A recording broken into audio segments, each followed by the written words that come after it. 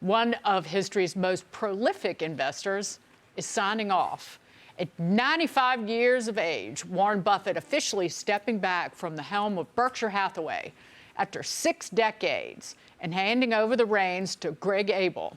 Buffett says he's going quiet, sort of, ending his legendary shareholder letters and Q&As, but he did leave us with a few final lessons.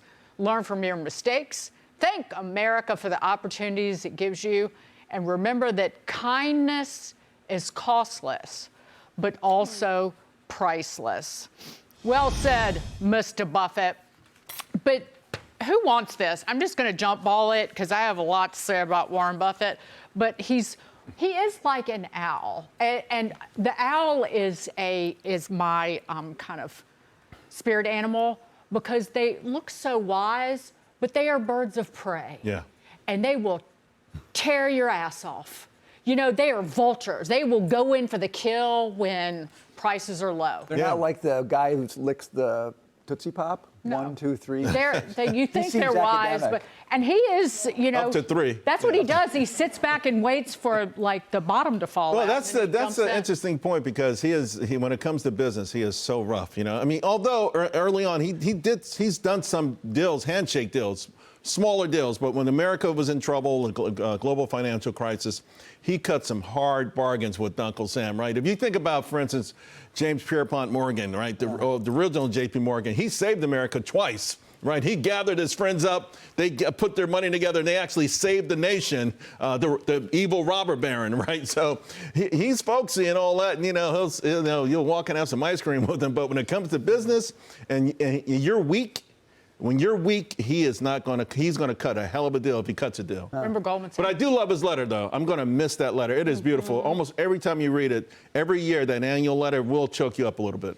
Yeah, stepping into those shoes, Greg Abel's the guy who's taken over. Yep. And I don't know, you may have views on him. I don't know a lot about him, but I'm very interested in his profile because who could step into Warren Buffett's shoes?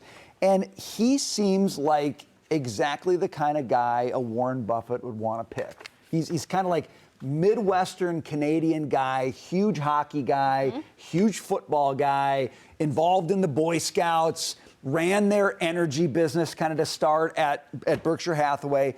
And so if there's anybody who's got the mentality, probably a nice guy, probably tough as nails, Charles, that's how he got to the top. But the kind of guy who keeps that ethos going at Berkshire Hathaway, I'm interested. As far as successions go, this one on paper looks kind of interesting to me. Well, what's funny is in that letter, he says that at one point, Greg, back in the 90s, lived a few blocks from Buffett, but they didn't know it at the time. So he questions, was there something in the water that finally, at the end of the day, brought them back together? I think it's a sweet story. There's a few quotes in this letter that I wanted to point out. One, Brian, you talk about that Midwest feel. He says, looking back, I feel that both Berkshire and I did better because of our base in Omaha than if I had resided anywhere else. The center of the United States was a very good place to be born, to raise a family, and to build a business.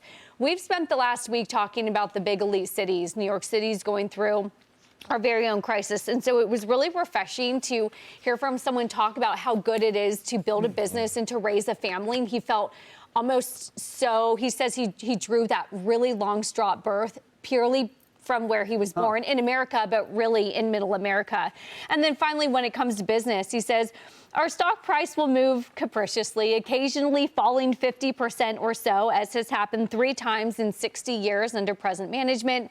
But don't despair, America will come back, and so too will our stock price. And so sort of gives a good reminder about the importance of longevity, and maybe Charles, don't hold me to it, buy and hold. Buy and hold, yeah, well, he's your man, that's for sure. Is anybody missing the pun here? Greg Abel. He's able to do it. I like that. So, I'm going to take a little bit of a different tack on this than everybody else. I'm not discounting Warren Buffett's success, his wisdom, the value that he's added to investors and Wall Street, but it's time to have a changing of the guard. And he wrote it out as long as, he could physically do it, it seems. And now he's handing over the reins. Greg Abel is 63 years old. He's not as young as I kind of was hoping to see for the changing of the guard. There's just something refreshing about a new generation coming in, taking things over. I'm sure he's capable. He was handpicked. Like you said, he came up through the ranks. But there's something about America to a certain degree, and for the left that is always yelling and screaming that things are unfair and the cards are stacked against them, especially when it comes to Wall Street and investing. There's something about it that I like to see some of these old timers kind of fade into the background and new blood come in to reinvigorate everything to a certain degree. Do you know what? Can I just say something? I thought about that too, Greg Abel's age, 63. But I read it a little differently. I was actually kind of glad that Buffett was picking someone kind of in the latter part of their career. Like, being in New York City, I am tired of 33-year-olds who think they can run everything, okay? I want a 63-year-old who was an accountant, who ran an energy business, who was the chair of non-insure. I want somebody with a track record and proven capability. And so that's what I like about Buffett. Like, the trend is pick the young person who's going to shake it up. He picked a younger person. Younger. But somebody who's lived life and has experienced success and failure and probably has a little more humility about what he can do. Fair point. Yeah, Buffett probably sees this guy with another 30-year runway. So, well, Buffett's 95. Right, that's what I'm saying. Like, he is a young whippersnapper, right? But to your point, I like what you said too, though, Jackie, in the sense that that's what's happening right now, right? There's a revolt. The boomers have all the money, and the young folks have all the people now, the population. And that's how they're throwing their weight around, and that's how they're going to have these revolts. And I think that's something we're going to see play out election after election after election.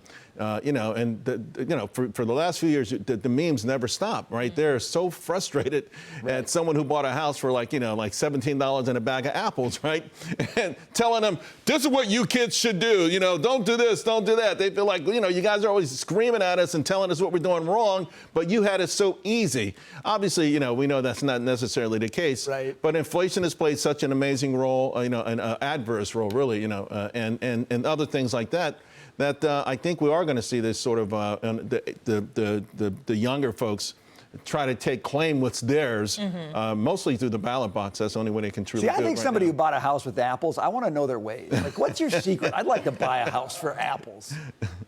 No, I think their secret was they bought it in 1913. I know. Yeah, I think of like the Weimar Republic and inflation, where you're buying things with like butter. I'm paying my rent with butter because of runaway inflation. But the whole Omaha thing was a ruse. Like, his wife moved to San Francisco in the 70s. Without him, and set up this well-known, like, abortion access charity that his money funded. So we could walk down that weird next block rocky road.